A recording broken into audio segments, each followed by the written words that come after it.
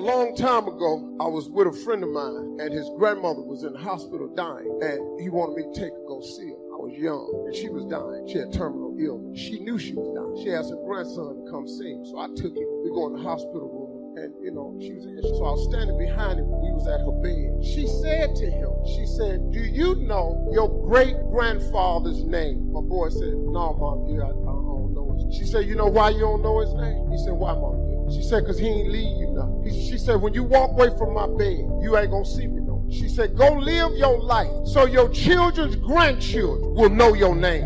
Live a life where your children's grandchildren will know who you was, man. That they know your name. But they ain't gonna know your name if you wasn't great. They ain't gonna know your name if you don't leave them something. You cannot leave your family, your job." My mom and dad, as great as they was, they left me empty-handed. But boy, the church she put in me, the God she put in me, my father instilled in me manhood. Do what you say you're gonna do. Them two things from that Sunday school teacher and that coal miner shaped and formed who you standing in front of today. This who in front of you. Somebody, but that lesson that grandmother taught that dude, it wasn't for him. It was for me. See, God just sent me there that day, but I needed to hear that. And ever since then, I've been trying to make my life so my children's grandchildren will know who I was when I leave this earth. That's what you gotta do. You ain't gotta clap for me. I don't really care. Look, man, I'm gonna teach you 4 things real quick. Now, people told me one time, said, "Steve, you missed your calling. You should have been a preacher." No, I cuss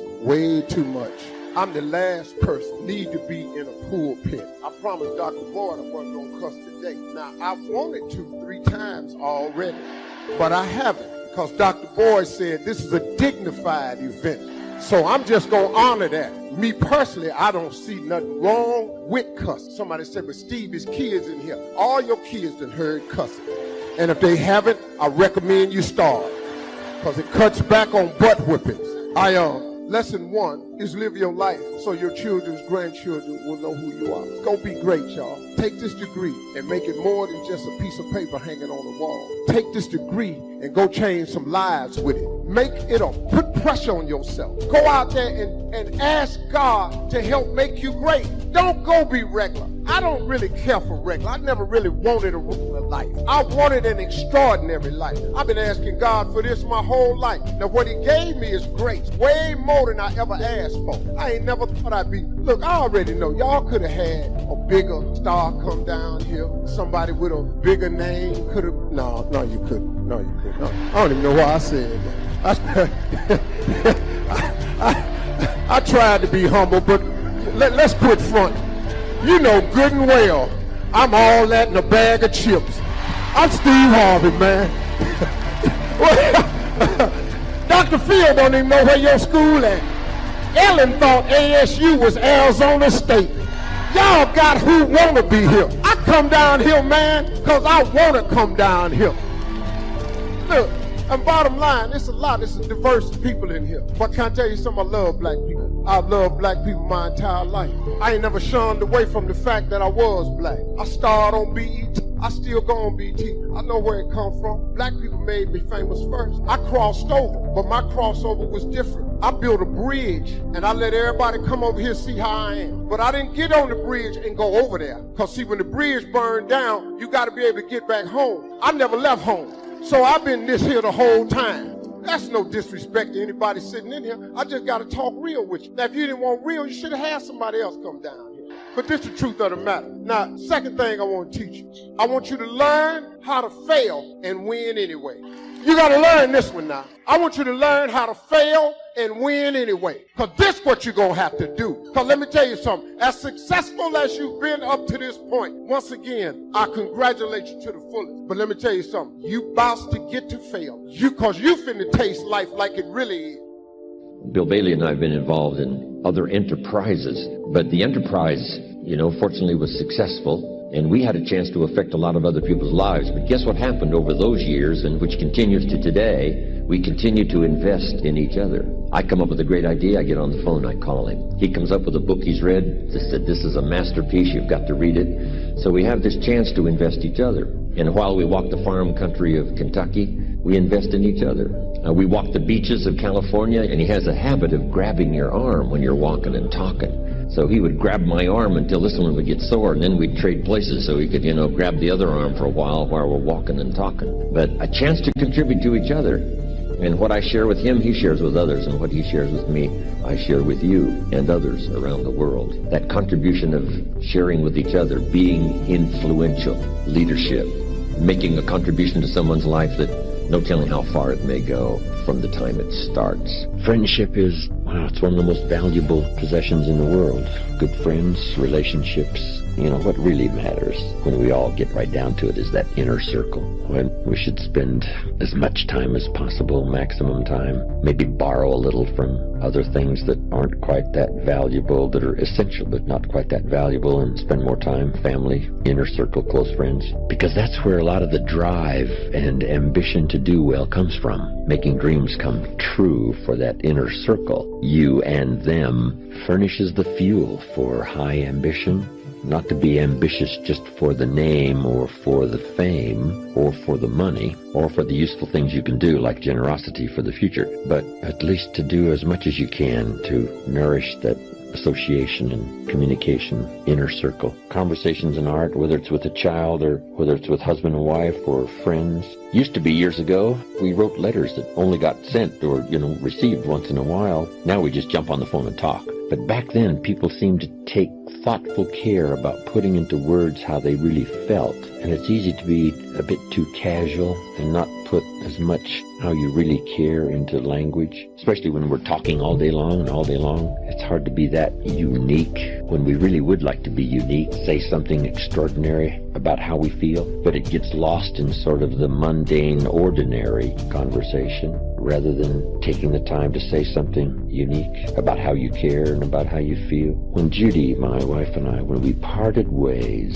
there's a chance to be, it's one expression called born again or reborn. We have a father for the first time as well as a new baby. We have a new father. So it's the new baby's life to work out. Now it's also the new father's life. And probably as a father, best instruction would be to study and practice and work hard at seeing if you couldn't be a Class A father. If it's the mother's first time, we have a brand new baby but a brand new mother. Now that she has a chance to live a brand new life, different life experience than ever before, shouldn't she study and practice and learn and listen, try to find ways to become a Class A mother? About 16 years ago, I became a grandfather, and I have practiced diligently now the last 16 years of being a 5-star grandfather to my 2 grandchildren, Nathaniel and Natalie. They're exceptional, highly talented. I just published a book of my granddaughter's poems that she wrote when she was 12, and the art illustration by her brother Nathaniel. I Love What I See is the title, by Natalie Pangrazio. Now she's 15, and she's written now a collection of 10 stories for children.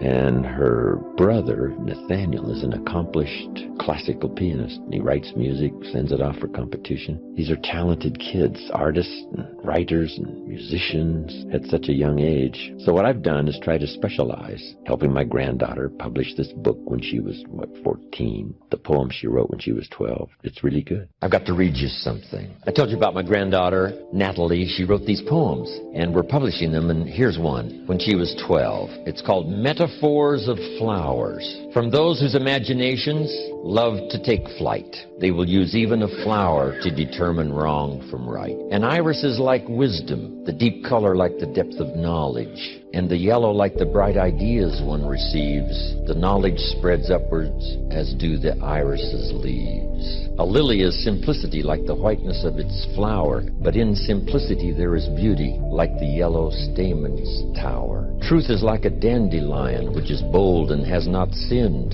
and truth is spread far and wide like dandelion seeds upon the wind. They soon find a place to rest and grow in someone's heart, and the cycle begins again just as it did start. A daisy is like happiness and spreads its face to the sun. It loves everything around it and in everything finds fun. Hate is like a thistle, which is awful and sharp to the touch. It combines envy, anger, and most of all, disgust. And finally, best of all, love represents a rose. Love is sweet to your heart as a rose is to your nose. Love combines trust, hope, faith, and integrity. There are good paths and bad paths, and no matter which one you chose, love is just as sweet as the loveliest rose. My granddaughter.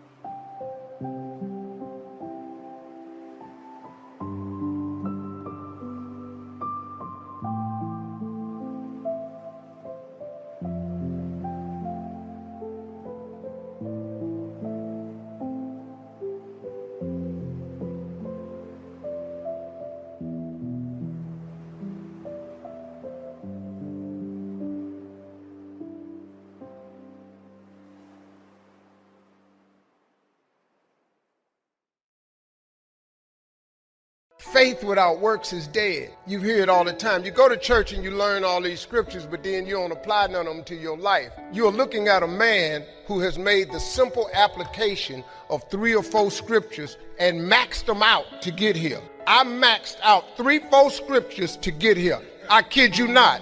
I'll share them with you if you want to hear about them, but I maxed out 3, 4 scriptures to get here. I'd love to tell you I'm the funniest person ever lived, but I ain't. Richard Pryor got that. I'd love to tell you I'm the greatest entertainer, but I ain't. Michael Jackson was that. I got all that, but they gone. So I probably am. But listen, man, but I got to tell you something. If you could get a couple of things from me, if you could gather this piece of information. Albert Einstein said one. He said, imagination is everything. It's the preview to life's coming attraction. Now, I want you to get this now. Imagination is everything. It's the preview to life's coming attraction. Because if you think about it, everything you have, everything we have in this world, somebody imagined. It's your imagination is tremendous. Somebody was sitting on the phone one day talking with a cord to the wall and said, man, I wish I could just go outside with this phone. Everybody in here got a cell phone. Somebody imagined that. Somebody got tired of riding in a wagon cross country from slavery to freedom. Somebody said, I wish we had something that made these wheels move by themselves. We drive cars. People got tired of driving from New York to LA. Somebody said, I wish we could fly. We got airplanes. Imagination is everything.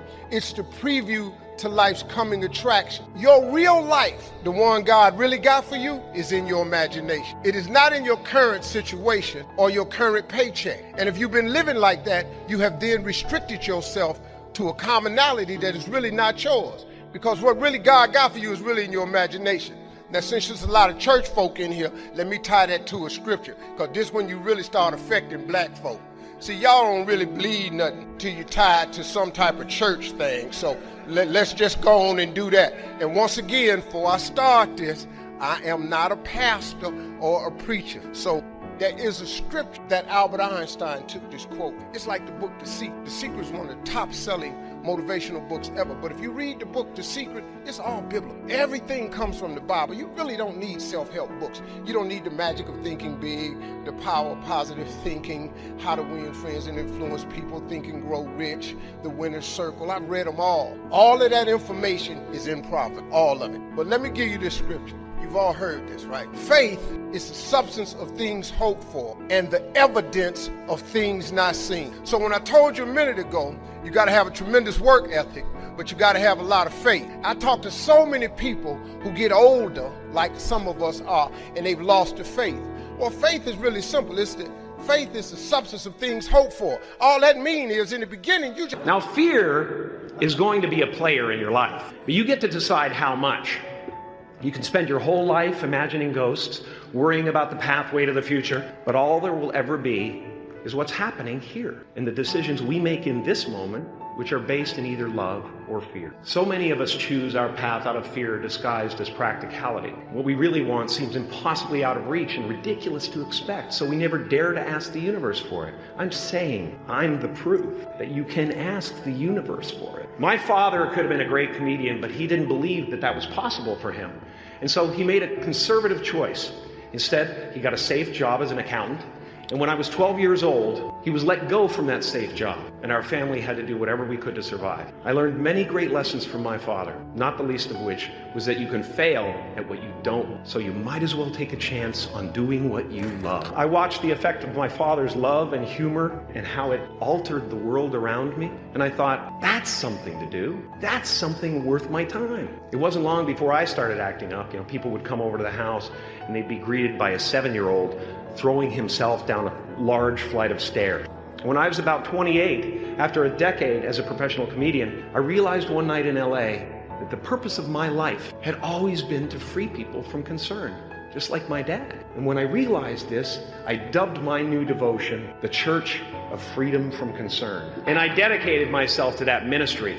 What's yours? How will you serve the world? What do they need that your talent can provide? That's all you have to figure out. As someone who's done what you're about to go and do, I can tell you from experience, the effect you have on others is the most valuable currency there is. Everything you gain in life will rot and fall apart, and all that will be left of you is what was in your heart and got me to the top of a mountain. Look where I am. Look what I get to do. Everywhere I go. I'm going to get emotional because when I tap into this, it really is extraordinary to me. I did something that made people present their best selves to me wherever I go. I am at the top of the mountain, and I was, and the only one I hadn't freed was myself, and that's when my search for identity deepened. I wondered who I'd be without my fame. Who would I be if I said things that people didn't want to hear? Or if I defied their expectations of me? What if I showed up to the party without my Mardi Gras mask and refused to flash my breasts for a handful of beads? But you guys are so ahead of the game. You already know who you are. And that peace that we're after lies somewhere beyond personality, beyond the perception of others, beyond invention and disguise, even beyond effort itself. You can join the game, fight the wars, play with form all you want, but to find real peace, you have to let the armor go. Your need for acceptance can make you invisible in this world. Don't let anything stand in the way of the light that shines through this form.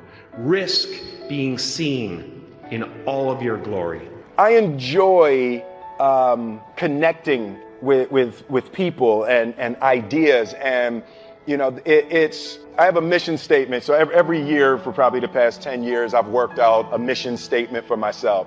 And for the last few years, the mission statement has stayed the same, and it's been improve lives, right? So when I go into something, I'm looking for how the quality of this piece could potentially improve lives. But it's all along the way. It's when you make the movie and how you're interacting with people in the process. And, the concept of improving lives runs through the center of everything I do. And then I realized that the way to improve lives is to continually improve yourself, right? So with that, every morning when I get out of the bed, I haven't fixed everything in the world yet, so there's always something to do. And in this film, I read an interesting quote for the Siddhartha Gautama, the Buddha. He said that good people have to get out of the bed every day and try to empty the ocean with a ladle, right? And I thought that was, I knew that was profound, and I paused for a second. And I said, all right, what the hell is a ladle? As the mentality of how you wake up every day to try to do good in the world. So for me, I'm really driven by continually trying to elevate my mind and elevate my spirit and care for my body, and to be able to love as many people as effectively as possible with this mystery of life that I've been given.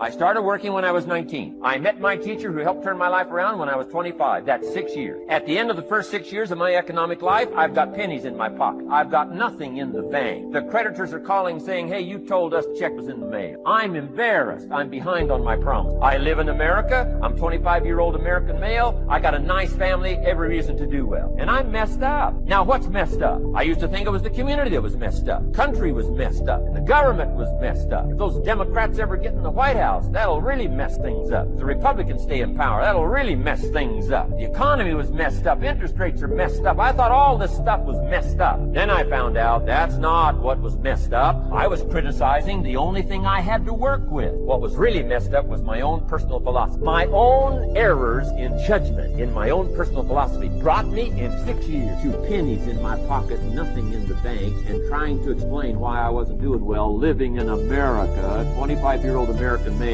got a family, every reason to do well. Now, once I understood this, here's the formula for failure: errors in judgment, being lax about developing your own personal philosophy. I'm telling you, it's called accumulated disaster. Doesn't matter whether it's your health or your bank account. Guy's got an empty bank account, probably has high cholesterol. Why? Over the last 6 years, he never paid attention to either one. And it doesn't matter whether it's a dollar, or whether it's your money, or whether it's your cholesterol count. All you got to do is commit the errors, and just because disaster doesn't fall on you at the end of the first day that you don't eat an apple. You say, well, I didn't eat an apple today, and tonight I'm not ill. Well, you got to be brighter than that. Someday you got to leave first grade. The reason we make those first grade desks so small so they won't fit at age 25, right? You don't belong here anymore. Come on. Now let me give you the secret to success. Formula for failure. A few errors in judgment repeated every day for 1 month starts the week, starts the disaster process. You can imagine what happens. Now here's the formula for success. A few simple, disciplined practice every day. You've started a whole new process called a whole new life. Simple, disciplined practice every day. And if you decide today to go for the apple instead of the Hershey bar, I'm telling you, you have begun the process of turning your life. And if you keep up that process, not only with your health habits, but with your money habits, with your communication habits, with your sales habits, management habits, and every other habit that you got, if you'll start that process, eliminate the errors and replace it with disciplined practice, telling you can start this process of life change immediately. After today, you don't ever have to be the same again. Only by choice. You don't have to walk out of here the same as you walked in. Only by choice. You can start a whole new process. You say, well, Mr. Rohn, is it that simple? Yes, it's that simple. Where else would you start? But with an apple. You don't have to start with something staggering. What if you should be walking around the block for your good health and you don't? What'll that do in 6 years? I'm telling you, the word is disaster. You could and you should and you don't. Here's an even stronger word. You won't. I mean, don't might mean you're careless. Won't probably means you're stubborn. And either one's called disaster. Could, should, don't. I'm telling you, that's why at the end of 6 years, I found myself with pennies in my pocket, nothing in the bank, creditors calling. Here's the other thing. Let us say together, it's possible. It's necessary. It's me. Yes, write that down. It's me. Take ownership for your life. Nobody can live your dream for you but you. Nobody's going to take care of your business like you. Stop coming up with excuses. Don't give yourself permission to continue to live a small life. You can't fit a big dream into a small life. Give yourself permission to go for it, to test yourself, to challenge yourself, to live full. Like the saying, always strive to get on top in life because it's the bottom that's overcrowded. The reason you're here is because there's something in you that says, I can do more. This just can't be it. There's something in you. There's a calling on your life. There's something in your heart that caused you to get dressed and spend the money to go to seminar after seminar and listen to message after message and speaker after speaker, because there's something in you that tells you this is not it for you. You have not peaked here. There's more in you that you are expressing. Eye has not seen, ear has not heard, nor has entered the heart of mankind what's in store for you if you challenge yourself, if you persist and persevere, if you take ownership for your life. George Bernard Shaw said the people that make it in this life, they look around for the circumstances that they want, and if they can't find them, they create them. Create what you want. You have the power in you to do more than you can ever begin to imagine, to control your destiny, to make a difference in our children, to make a difference on the planet, to make an impact. Let us say together, it's me. Let us say together, it's hard. Say it like you know it. Say it's hard. Ladies and gentlemen, it's hard. There are people who have seen their retirements taken away from them by the corporations that they work for. They were within 2 or 3 years of retiring, and they had it taken from them. The number one entrepreneurs in this country now are senior citizens. The number one employer, number 2, McDonald's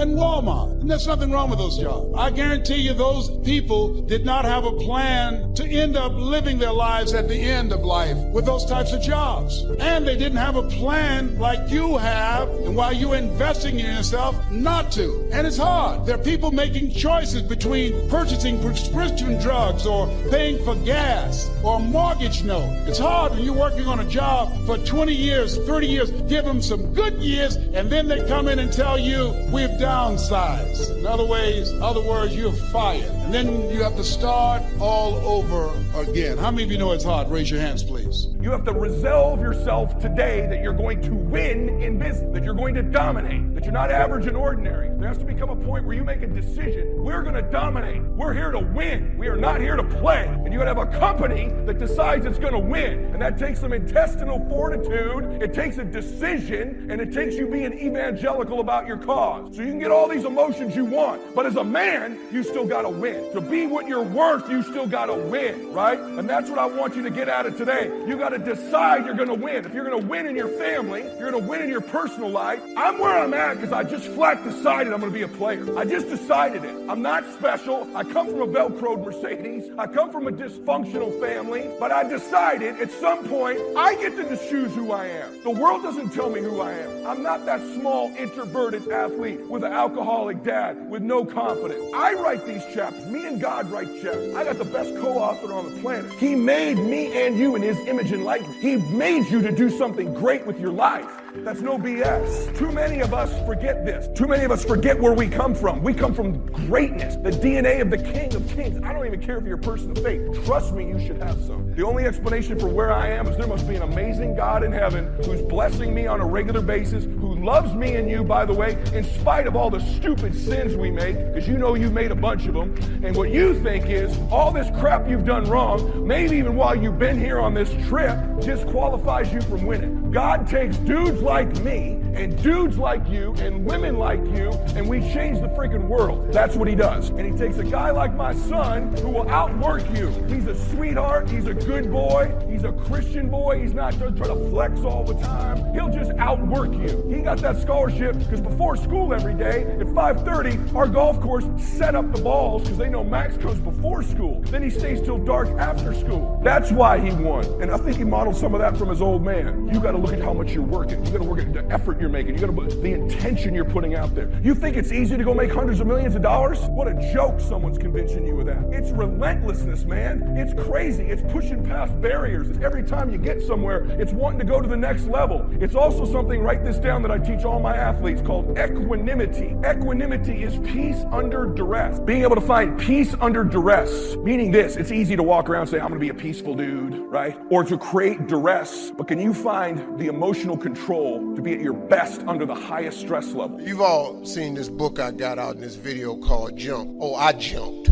Now, I don't recommend that you do it that way, because 2 years later I was homeless. Because the first year of comedy I made $3,400. The next year I made $4,800. And the third year I made $5,100. I got a wife, a set of twins. I'm sending every dollar I got to them. So I tried to live on $50, $75 gas, 38 cents a gallon back then. I just stayed in my car. So I lived in my car for 3 years. 3 years I lived in my car. And what happened was, I just said, man, so I used to fish all the time to eat because I'm a bass fisherman. So I used to stop at lakes and ponds, just fish. And every night, every month, I could run off somebody's land. Hey, get away from here. Hey, move along, that's not yours. Hey, stop fishing here. I just get run off. And he didn't understand. And one time I had fish on the line. They said, you got fish on that line? I said, yeah. Throw them back. I had to throw them back because I used to stop at rest areas with them little cast iron grills. I kept charcoal in my car. I started a fire and I ate fish. There's some days I wouldn't eat. So that they thought I was just fishing, but I was eating. So I said one day, I said, man, you know what? One day, man, I'm gonna give myself some land. I'm gonna buy myself a piece of dirt. So fast forward, God bless them. I get on TV when I'm 38. I'm on Showtime at the Apollo. Lord have mercy. They gave me my money. I saved my money up. I saved $250,000. I said, I'm going to give me some land. I went to Texas and I'm about to buy some land. But before I went to buy the land, I was curious. I just had the thought. I said, man, I wonder how much land is on earth? How many acres is on earth? Because you know it's not going to change. You know, God lets you fly. God lets you dive on the water. God don't let you make dirt.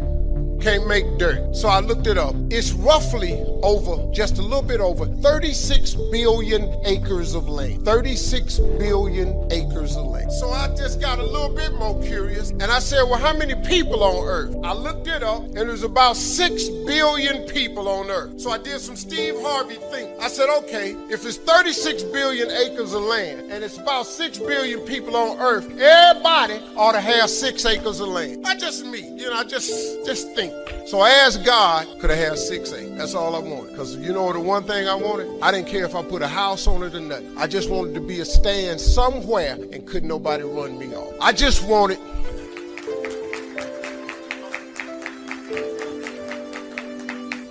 You know, man, I was in a world of hurt. I was so sick of just getting run off every time I stopped.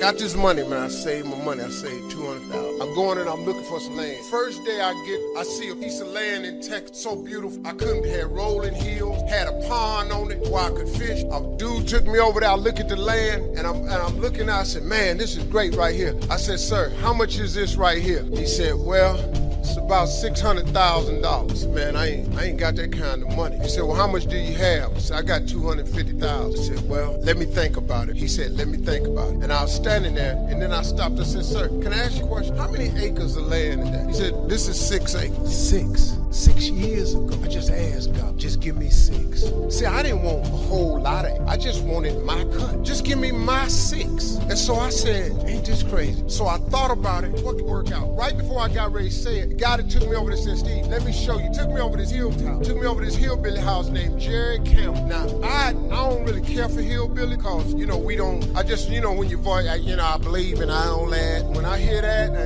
me and you probably ain't gonna work out. I'm from Cleveland. I do things. I don't want trouble. I met Hill. I was a little nervous about meeting him, man, because I didn't like the way he talked. But mess around, turned out to be one of the finest men I ever met in my life. Became a father figure to me. Old white. He took me to his house. He said, let me show you. He took me over and showed me this land, and it was massive. It had 3 lakes on it. It had rolling hills. It had trees. It was unbelievable, man. I said, man, this is incredible. I said, man, how much is this? He said, this 16 acres. I said, hey, man, I ain't got that kind of money. Let me go on back over here to this dude where Mike can cut a deal. He said, well, let me ask you something. What was you going to give that man over there? I said, well, I hadn't worked it out yet because all I got is $250,000. He said, well, listen, I'm in a little bit of a tight right now. Said, if you can bring me $250,000 cash by tomorrow, I'll give you this 16 acres.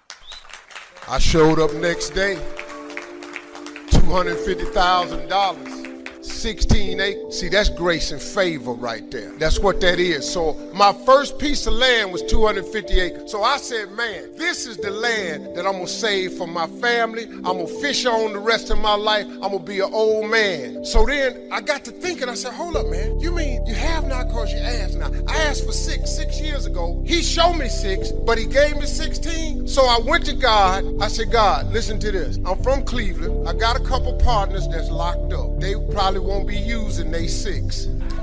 So I said, Lord, could I have they 6? And he said, yeah. So every time acres came up available around that 16, I bought it. And I bought 6 more. And then I went back and I said, well, Lord, all my friends ain't locked up, but some of them just ain't, they just ain't nothing. They don't want nothing. They ain't trying. Could I have they 6? So he gave me they 6. And so then I was doing a show one time on HBO. A friend of mine, he's an atheist. He don't believe in God. He got a late night show. And he asked me to do the show, and I thought I was going to be on there telling jokes. But come to find out, he was doing a show on atheism. And I turned him down. I said, I don't want to talk. He said, man, why don't you come and talk? You're a man of faith. I said, well, I don't like arguing with people who don't believe in God. You don't believe in God, I think you a fool. And I'm pretty sure since I believe in God, you think I'm a fool. And I don't think 2 fools ought to be standing around talking. Let's just end that. He said, man, come on and do the show. So we did the show. I hated it. But after the show, I counted all them atheists. And it was 6 of them. So I asked God, could I have they 6? I know good and well they ain't gonna ask him for nothing. Cool. So he gave me they 6. Next thing you know, I had 270 acres of land. Now let me tell you something. I'm so busy now, I don't even get to go. And I thought I was saving my kids' rest of life. God had no. That's the ranch that I have my mentor camp. I bring 1,000 black boys out there with 1,000 single mothers, and that was the purpose of that ranch. I never go there to fish at all. But see, that's what I wanted. I thought that's what it was for. But God got another plan. His way is way bigger than yours. You can't even see his way. But you got to start the hustle